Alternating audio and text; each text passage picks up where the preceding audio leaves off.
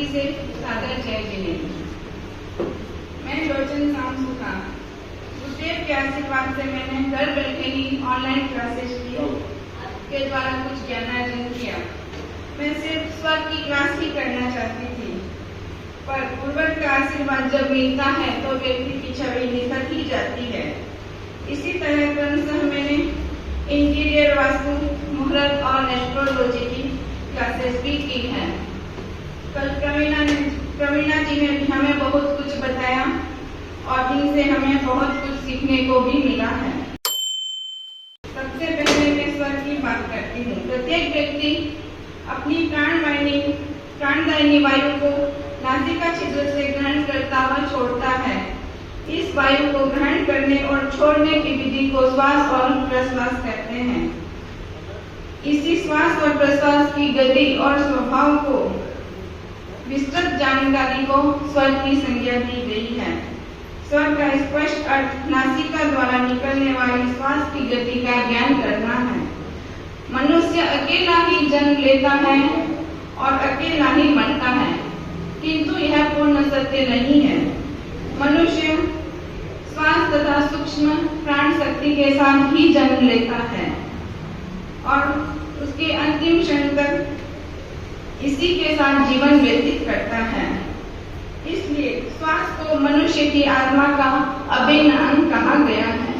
इसके बिना मानव जीवन की कल्पना भी नहीं की जा सकती है। स्वर के बल पर व्यक्ति मनोवांछित कार्य संपन्न कर सकता है। शत्रुओं पर विजय, लक्ष्मी, कीर्ति, मान सम्मान, संपन्नता, यश, मनोवांछित साथी, मित्र आदि की प्राप्ति स्वर के ज्ञान के द्वारा सहज ही हो जाती है। सर्व विज्ञान के द्वारा प्रभु दर्शन, मंत्रों की सिद्धि और परोपकार आसानी से किया जा सकता है। मूलतः व्यक्ति की 3 प्रकार की श्वास चलती है: इड़ा, पिंगला और सुषुम्ना। लेफ्ट नासिका इड़ा यानी चंद्र स्वर और राइट यानी पिंगला अर्थात सूर्य स्वर। जब दोनों नासिका छिद्र में श्वास एक साथ चलती है तो उसे सुषुम्ना कहते हैं। इड़ा नाड़ी से ऋणात्मक ऊर्जा प्रवाहित होती है। यह नाड़ी शरीर के प्रत्येक अंग में चेतना पहुंचाने का कार्य करती है। इस नाड़ी से उत्पन्न ऊर्जा चंद्रमा जैसी शीतल होने से इसे चंद्र नाड़ी कहा जाता है। इसके प्रवाह में मानसिक कार्यों का संपादन एवं सृजनात्मक कार्य करने चाहिए। शारीरिक परिश्रम के कार्य कम से कम करने चाहिए। पिंगला नाड़ी प्राण शक्ति प्रवाहिनी है। यह धनात्मक ऊर्जा प्रवाहित करती है। यह शरीर में जोश और खरोश उत्पन्न करती है। इसीलिए इसे सूर्य नाड़ी के नाम से भी जाना जाता है। सुषुम्ना नाड़ी जब चलती है तो दोनों नासिका छिद्र से समान वायु प्रवाहित होती है। यह सूर्योदय के बाद प्रत्येक 1 घंटा 20 मिनट पर 1-2 मिनट के लिए चलती है। सुषुम्ना नाड़ी जब चलती है तो हमें प्रभु का ध्यान करना चाहिए। जब भी हमें औषधि का सेवन करना हो तो हमेशा ही सूर्य स्वर यानी राइट नासिका छिद्र से वायु प्रवाहित हो रही हो तो करना चाहिए। इस स्वर में लेने से औषधि बहुत ही जल्द काम करती है। वहीं चंद्र स्वर में ली गई औषधि बहुत ही धीरे काम करती है और उसका इफेक्ट देरी से मिलता है। अभी दीपावली के समय ही दुर्घटना हुई थी। आप सभी को जानकारी होगी कि गोदाम में आग लग गई थी।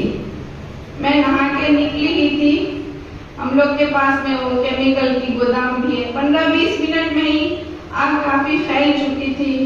सबने देखा ही होगा कि मार्केट भी खाली करवाया जा रहा था। इनका फोन आया कि आग तो बहुत तेज लग चुकी है। तो मैंने बोला ठीक है, मैं आ रही हूँ कि तुम आगे क्या करोगी। 2 प्राइवेट ब्रिगेड आ चुकी है, तीसरी भी शायद चल रही थी और चौथी आने वाली थी। तो मैंने बोला मैंने पढ़ाई की हुई है तो मैं ट्राई कर लेती हूँ, मैंने तो एक्सपीरियंस नहीं है अभी तक। तो मैं गई थी, घर से पानी लेके गई थी साथ में। मैं उधर ज्यादा मैं ठीक से जानती नहीं, लेकिन वहाँ पे वो सायर देवी जी दाकली आंटी जी थी और राजश्री लुनावत भी थी। तो इन्होंने राजश्री शास्त्री जी से कहा कि वे आप इनको लेके जाइए। तो हम लोग पीछे की बिल्डिंग से गए और उसी में मैंने स्वर का प्रयोग किया जो हमें क्लास में सिखाया गया था। और फिर हम लोग बाहर आ गए। बहुत एक्सपीरियंस नहीं था, मैंने थोड़ा सा ही ट्राई किया था, लेकिन 10 मिनट बाद ही मैं 10 मिनट रुकी कि चलो देखते हैं क्या होता है। लेकिन तभी जो लोग वहाँ काफी देर से थे वो बोलने लगे कि देखो अभी हवा का रुख बदल गया है, हवा घूम गई है और आग का फैलना कंट्रोल में आ गया। हालांकि केमिकल बहुत थे तो आग को बुझने में टाइम लगा, लेकिन जो वो फैल रही थी वो कंट्रोल में आ गई। इंटीरियर वास्तु पे बात करती हूँ। इंटीरियर वास्तु में हम बिना किसी तोड़ फोड़ के स्वास्तिक के द्वारा घर में मौजूद विभिन्न धातु के खिलौनों, फोटो फ्रेम, पेंटिंग आदि को सही दिशा में फेसिंग करके सही जगह पे रख के तथा कलर के द्वारा घर की एनर्जी को बदल सकते हैं। एनर्जी के लिए विभिन्न प्रकार की धूप का इस्तेमाल भी किया जाता है। कलर के द्वारा भी हम एनर्जी ठीक कर सकते हैं। विभिन्न प्रकार के प्रतीक चिन्हों जैसे भगवान आदिनाथ जी का बैल, भगवान अजित नाथ जी का हाथी, भगवान संभव नाथ जी का घोड़ा, चंद्र प्रभु भगवान का चंद्रमा, भगवान शीतलनाथ जी का कल्पवृक्ष, भगवान शांतिनाथ जी का हिरण और भी प्रतीक चिन्ह जो हमारे घर में होते हुए भी हम अज्ञानतावश कहीं भी रख देते हैं और उनकी एनर्जी हमें पूरी नहीं मिल पाती है। तो इन्हें सही जगह रख के हम अपनी घर की एनर्जी को व्यवस्थित कर सकते हैं और उनका ज्यादा से ज्यादा लाभ ले सकते हैं। इसके बाद मैं मुहूर्त की बात करती हूँ। इस यूनिवर्स में एनर्जी भरी हुई है। सभी ग्रह, सूर्य, चंद्रमा, तारे, नक्षत्र हमें अपनी एनर्जी देते हैं, लेकिन अलग अलग समय पर अलग अलग एनर्जी प्रोड्यूस करते हैं। जैसे दीपावली, दशहरा, रक्षाबंधन आदि पर ऐसा क्या होता है कि हमारे अंदर उत्साह और आनंद अलग ही होता है। इसमें एक बहुत ही बड़ी आर्ट छिपी है। अगर उस आर्ट को जान जाएंगे तो व्यक्ति का सोया हुआ भाग्य जग जाता है और उससे उस भाग्य का पूरा सदुपयोग हमें मिलता है। सूर्य, चंद्रमा, तारे, नक्षत्र की गणना के अनुसार कार्यों को करके हम सक्सेस की रेट को इंक्रीज कर सकते हैं। सूर्योदय के समय उठने पर दोपहर में तथा रात्रि में हमारी भावनाएं अलग अलग होती है। उसी तरह जो दिन जिस नक्षत्र का होता है उस नक्षत्र की अपनी गुणवत्ता होती है, उसकी अपनी प्रॉपर्टीज होती है, उसके अपने पसंदीदा एलिमेंट होते हैं। उन एलिमेंट को सिंक्रोनाइज करके अपने कार्यों में सफलता ला सकते हैं। यही मुहूर्त है। जैसे कि चंद्रमास और सूर्य मास होता है, तिथियों की घटबढ़ के कारण इन दोनों में सिंक्रोनाइज करने के लिए 3 साल के बाद चौथे साल में अधिक मास आ जाता है। उसका प्रभाव अलग होता है। अधिक मास में सूर्य संक्रांति नहीं होती है। एस्ट्रोलॉजी के बारे में तो कल हमें प्रवीणा जी ने बहुत अच्छे से बताया है।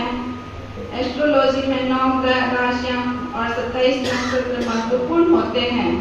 जन्म कुंडली में हम इनकी स्थिति को देखते हुए हमें किस ग्रह को पावरफुल करना है, किस ग्रह को डोमिनेट करना है, उसके अनुसार ही जब दान आदि के द्वारा हम ग्रहों के प्रभाव को ठीक करते हैं। कल प्रवीणा जी ने हमें रिश्तों के द्वारा किस प्रकार ग्रहों को ठीक किया है बहुत ही अच्छी तरह से बताया है। मैं इसमें नवकार मंत्र के पद का जाप और तीर्थंकर प्रभु की जाप के द्वारा ज्यादा से ज्यादा फायदा लेने को कहती हूँ। कहते हैं कि धर्म का जाप अपने फायदे के लिए नहीं करना चाहिए, लेकिन जब व्यक्ति परेशान होता है वह मिथ्यात्व की ओर बढ़ता है, क्योंकि कहा गया है कि धर्म के सहारे हमें अपने कार्य नहीं करने चाहिए या फिर अपनी स्थितियों को ठीक करने के लिए हमें धर्म नहीं करना चाहिए। तो वह व्यक्ति पहले अपने आप को ठीक करने के लिए मंदिर जाएगा, पूजा पाठ करेगा। फिर वह उसकी दिनचर्या बन जाती है।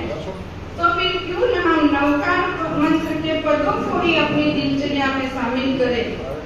ठीक होने की या करने की भावना तो सिर्फ एक दो बार या कुछ टाइम के लिए रहती है, फिर तो व्यक्ति भूल ही जाता है कि उसने जाप शुरू क्यों किया है, फिर वह उसकी दिनचर्या में शामिल हो चुका होता है।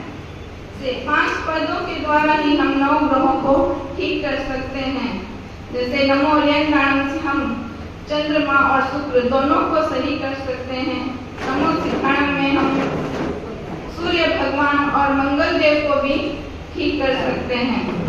नमो आयर्याणम में गुरु को ठीक करते हैं। नमो विछाणम में हम बुध को ठीक करते हैं और नमो लोय सभ्य सावणम में हम शनि राहु केतु तीनों को ठीक करते हैं।